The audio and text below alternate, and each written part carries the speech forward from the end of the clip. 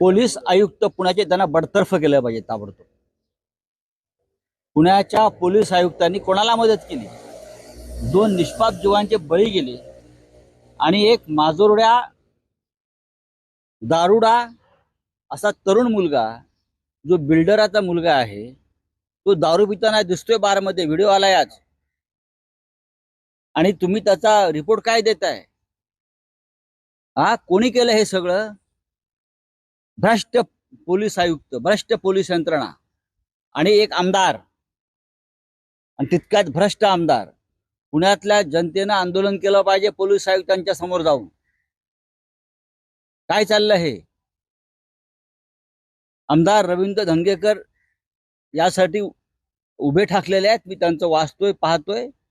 मी पाहतो काय आम्ही सुद्धा शिवसेना त्याच्यामध्ये सक्रिय होऊ.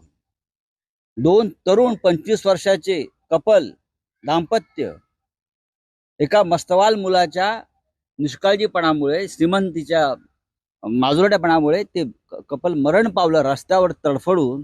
आणि पोलीस आयुक्त कोणाला वाचवतायत? कोण आहेत पोलीस आयुक्त? मला माहित नाही त्यांचं नाव कोण आहेत ते. हे अजित पवार गटाचे आमदार आहेत. ते तसेच वागणार. माणुसकी शून्य लोक आहेत ते. तुम्ही त्याला पोलीस स्टेशनला पिझ्झा खायला घालताय, बर्गर खायला घालताय. बाजूला 2 मुर्दे पडलेले आहेत. खोटा रिपोर्ट देताय मेडिकल. त्याच्या पालकांवर गुन्हा दाखल व्हायला पाहिजे. आणि अशा लोकांवर पुणेकरांनी सामाजिक बहिष्कार टाकला पाहिजे.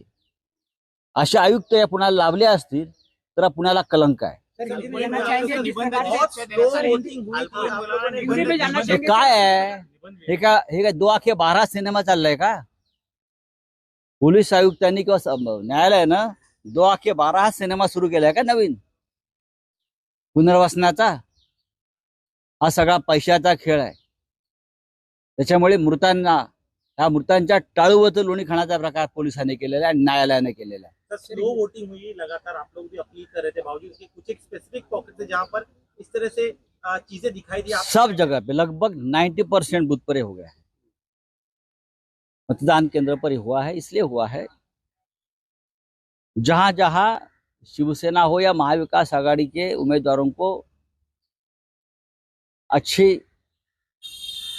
मताधिक्य मिलने की संभावना थी, वहां हर जगह पर बहुत ही ढिलाई से यंत्रणा को काम करने दिया. एक मतदान केंद्र पर 1 घंटे में 8 या 10 वोट पड़े. ये जानबूझकर किया क्योंकि लोगों को वहां बहुत ही बस हो गया. 3-3 घंटा 4-4 घंटा धूप में खड़े रहे.